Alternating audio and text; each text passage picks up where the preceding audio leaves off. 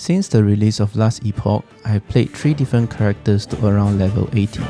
I followed a guide for 2 of those characters and created my own build for the other one. In this video, I will be sharing with you my perspective as a new player who has never played Last Epoch before release and someone who doesn't have a few thousand hours in the game. Which way of playing did I enjoy more? Is it making my own build or following a guide? For context, before Last Epoch, I played Diablo 4 and Path of Exile. I started blind in both games and would try to make my own build, but I always ended up doing less DPS than a wet noodle and would die if some enemy sneezes at me too hard. I'm not stupid, but I don't think I'm very good at making builds in RPGs. So, learning from my previous lessons, I decided that I would borrow the wisdoms from the experts at Maxroll.gg and become the most overpowered motherfucker in the game from the get-go. For my first character, I chose the Spellblade class because I like the class fantasy of being able to infuse magic into weapons. I found a leveling guide on Maxroll and I follow it like a Christian following the Bible. It is quite tedious to follow a guide for Last Epoch because there are quite many things to keep track of.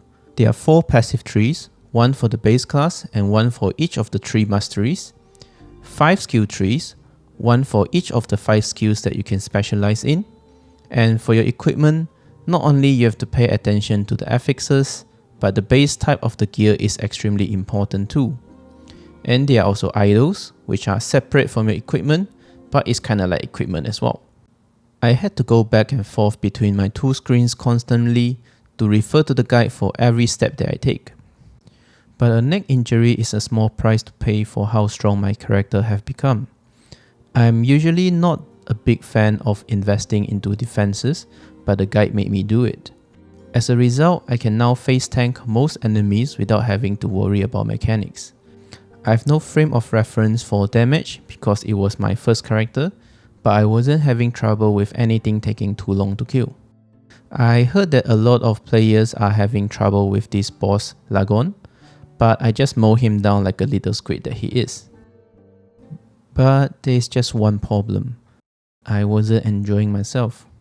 First, we have to talk about the build. The build centers around 2 skills, Firebrand and Shadowstrike. Firebrand lets you build up stacks that will empower your next attack, and Shadowstrike is the finisher move. Visually, these 2 must be the lamest looking skills in the game, and there's no that feeling of impact behind the skills at all. My first character following a build guide ended up being a mixed bag. The process of following a guide was tedious, and the build is strong, but it looks lame as hell. Overall, I would rate my enjoyment a 2 out of 5, and it is mostly attributed to me being disappointed at the cosmetic aspect of the build. I don't think it is fair to conclude that following a guide is not the right way to go for a new player just from this experience. My third character was also made by following a guide. Is the experience any better? Make sure you stay till the end to find out. Now, let's talk about the making my own build experience. For my second character, I decided to go with the Edgelord aka Void Knight because I just want to play something cool after the lame first character. Because I'm on my own this time, I had to explore each skills and their skill tree to find out which skills has potential or feels good to use. I probably spent more time reading the skill trees than actually playing the game. I have to give credit to Last Epoch because the skill system is pretty well designed, such that every time you choose to specialize in a new skill, it doesn't take very long for it to level up. That's why I never felt that I was falling behind whenever I was experimenting with new skills.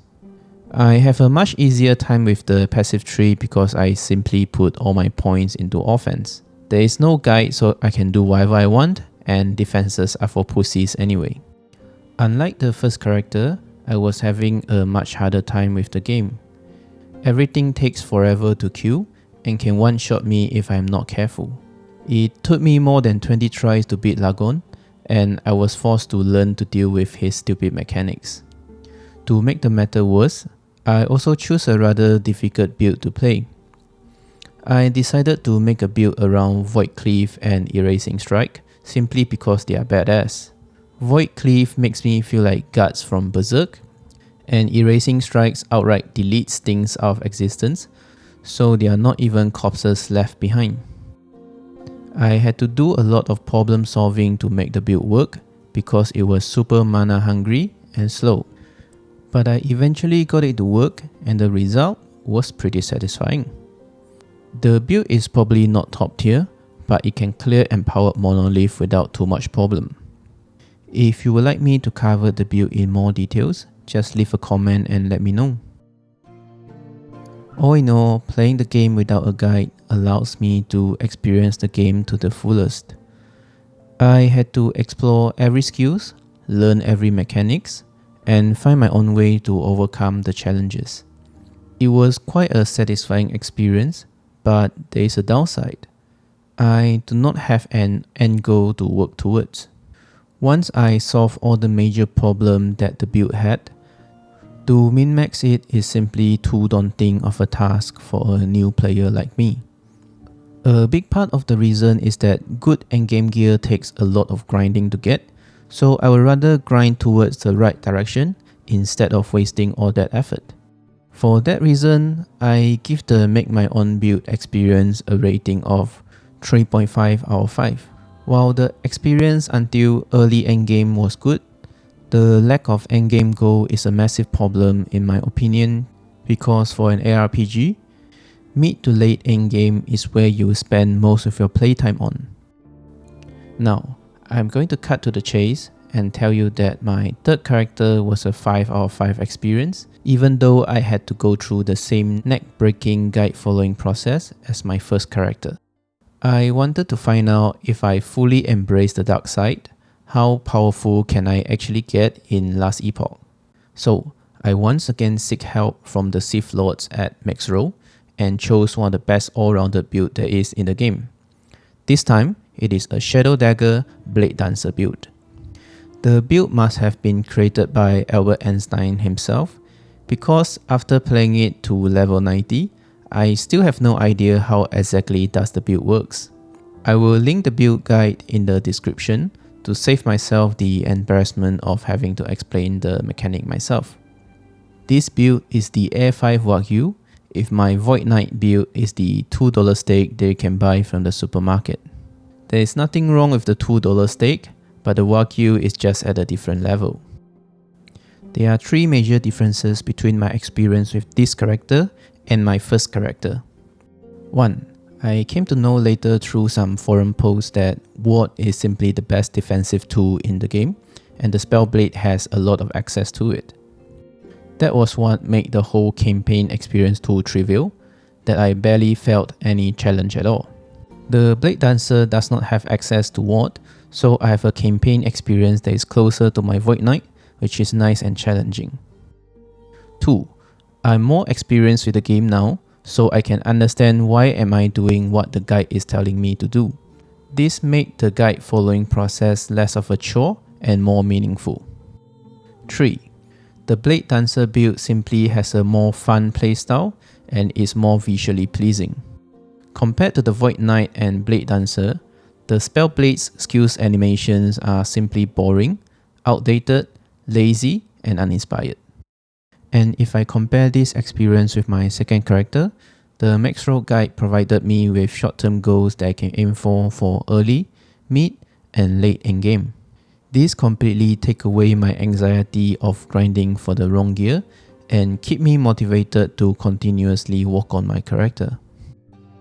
So, knowing what I know now, how would I play Last Epoch if I can start over again? First, I'll be very selective about the class and mastery that I was going to play.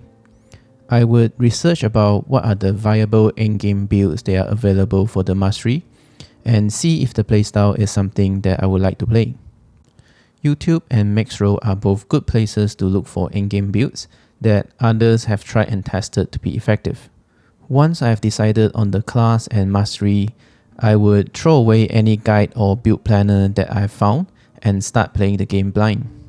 I would try out every skills and find the playstyle that I enjoyed the most and try to find my own ways to make the build work.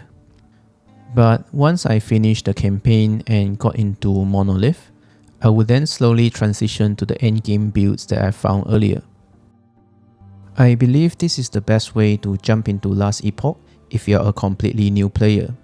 But if you have already started playing the game either on your own or following a guide, I recommend that you give the other way of playing a try if you haven't already.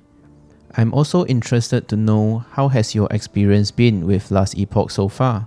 Did you follow a guide or did you went into the game blind? Feel free to leave your thoughts in the comment section below. That will be the end of this video. If this has helped you in any way, a like and subscribe would mean the world to me. Thank you so very much for watching, and I will see you in the next one.